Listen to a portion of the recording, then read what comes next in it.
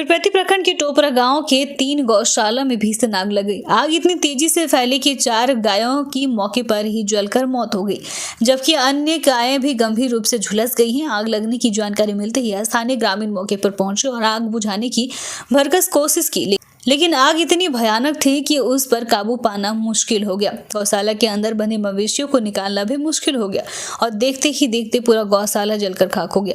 मौके पर दमकल की टीम पहुंचने से पहले ही लाखों की संपत्ति आग की भेंट चढ़ चुकी थी। गौशाला मालिक के मुताबिक इस हादसे में 5 लाख से अधिक रुपए का नुकसान हुआ है। जानकारी मिलते ही पीरपैंती पुलिस और पशु चिकित्सक मौके पर पहुंच गए और झुलसी हुए गायों के उपचार का काम शुरू कर दिया गया है। वहीं प्रशासनिक जाँच जारी है। चार सगा भाई, राजेंद्र यादव, बासुकी यादव, बटेश्वर यादव और एक राजेंद्र यादव की बहू जो विधवा है, स्वर्गीय बिंदेश्वरी यादव की पत्नी है।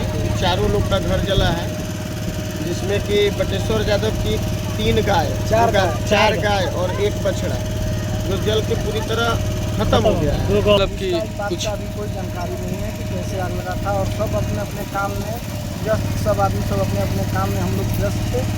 और यहाँ अचानक यहाँ से थोड़ा देर पहले सब आदमी खाना वाना खा के और गया था अपना अपना काम करने।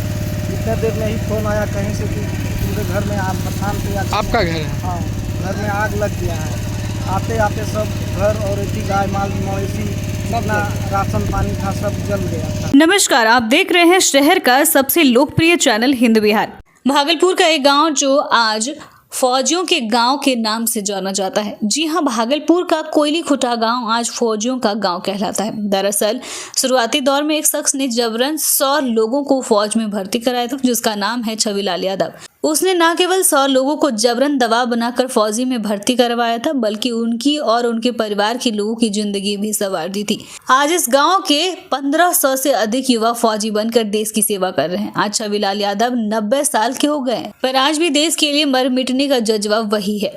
उनका कहना है कि उनके पहल के बाद ही इस गाँव के लोग फौज में जाना शुरू किए और आज खुटहा गाँव फौजियों का गाँव कहलाता है। उन्हें गर्व है कि वो अपनी जवानी देश की सेवा में गंवाए हैं। पाकिस्तान के द्वारा किए गए पहलगाम हमले की निंदा करते हुए उन्होंने कहा कि भारत सरकार पाकिस्तान को जवाब दे दी और आतंकवाद जड़ से खत्म करे। वहीं 1971 की लड़ाई लड़े रिटायर फौजी शेखर यादव ने बताया कि जिस तरह 1971 में हम लोगों ने पाकिस्तान को जवाब दिया था, उसी तरह आज के फौजी भी उनको जवाब दें और आतंकवाद को जड़ से खत्म करें।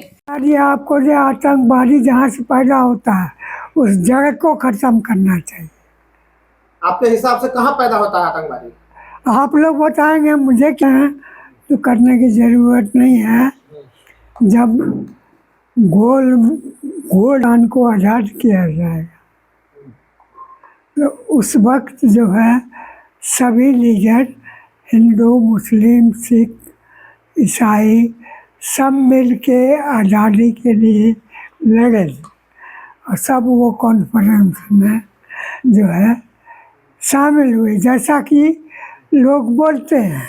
उन लोगों ने धर्म पूछ कर मारा है, तो हमारा जो है फौज, जैसे हम लोगों ने 71 में जवाब दिए उनको, पाकिस्तान को, अभी कोई जवान हम लोगों को जो इंडिया का जवान है उनको उसी तरह प्रस्त करना चाहिए, पूरा आतंकवाद को समाप्त कर देना चाहिए।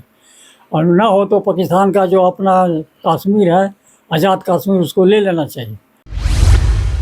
भागलपुर का पहला NABH मान्यता प्राप्त अस्पताल ओम ENT एंड मैटरनिटी हॉस्पिटल। यहाँ मिलती है कान, नाक, गले और मैटरनिटी संबंधित अत्याधुनिक सुविधाएं। यहाँ ब्लडलेस और दूरबीन विधि, एंडोस्कोपी, ब्रोंकोस्कोपी और मॉड्यूलर ऑपरेशन थिएटर की सेवाएं 24 घंटे उपलब्ध है। साथ ही यहाँ ऑडियोलॉजी और स्पीच थेरेपी की भी सुविधा उपलब्ध है। महिलाओं के लिए मॉड्यूलर लेबर टेबल और सिजेरियन सेक्शन टेबल के साथ 24 घंटे संपूर्ण मैटरनिटी की सुविधा उपलब्ध है। साथ ही यहाँ बांझपन के इलाज के लिए सेवाएं उपलब्ध है। हमारे यहाँ कैशलेस सुविधा उपलब्ध है। हमारा लक्ष्य आपकी सेहत और सुरक्षा। ओम ENT एंड मैटरनिटी हॉस्पिटल, हर कदम पर आपके साथ।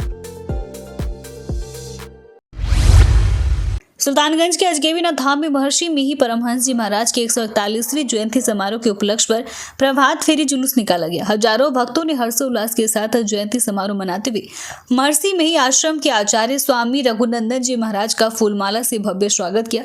इस मौके पर मारवाड़ी युवा मंच संस्कृत शाखा के महिलाओं ने प्रभात फेरी जुलूस में शामिल भक्तों को अमृत और जल की सेवा दी। आश्रम में रघुनंदन जी महाराज का भव्य स्वागत करते हुए स्तुति विनती कर रघुनंदन जी महाराज के द्वारा दिए गए प्रवचन को सुनकर विभोर हुए। इस मौके पर संस्था के सदस्य निर्मला सिंघानिया, दीपू रामुका, महेश चौधरी, रामानंद यादव सहित कई सदस्यगण एवं भक्तगण मौजूद थे। आज उन्हीं की पावन जयंती 141वीं पावन जयंती यहाँ मनाई जा रही है। यहाँ के जो भक्तगण हैं वे बड़े ही हर्ष के साथ, बहुत उल्लास के साथ यह पावन जयंती प्रतिवर्ष मनाते हैं और इस बार भी इस समय मना रहे हैं। भागलपुर की एक युवती को फेसबुक पर पटना के एक युवक से प्यार हो गया और वह प्यार इस कदर बढ़ा कि दोनों एक दूसरे के लिए जीने मरने की कस्में खा लिए। लेकिन इस प्यार को शायद किसी की नजर लग गई और प्रेमिका ने भागलपुर के एक लॉज में फंदे से झूलकर अपनी जान दे दी। यह मामला भागलपुर जिला के बरारी थाना क्षेत्र अंतर्गत SM कॉलेज रोड स्थित एक गर्ल्स लॉज का है, जहां उपरामा रजौन भागलपुर की रहने वाली पिता संजय चौधरी, माता नीता देवी की 24 वर्षीय पुत्री पल्लवी कुमारी ने पंखे से दुपट्टा को बांधकर फांसी लगाकर जान दे दी। पल्लवी ने यह घटना तब किया जब लॉज में सभी लड़कियां पढ़ाई करने के लिए बाहर गई हुई थी।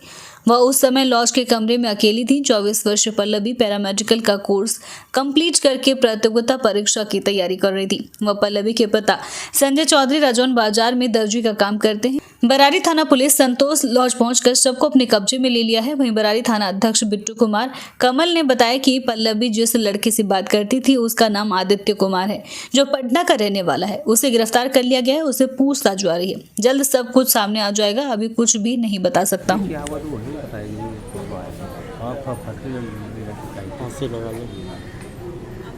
अभी पढ़ाई कर रही थी क्या चीज़ का?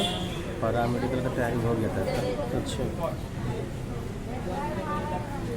ये भागलपुर में लॉज में रहती थी। चैनल को YouTube पर सब्सक्राइब करें एवं Facebook, Instagram, Twitter पर भी फॉलो करें। धन्यवाद।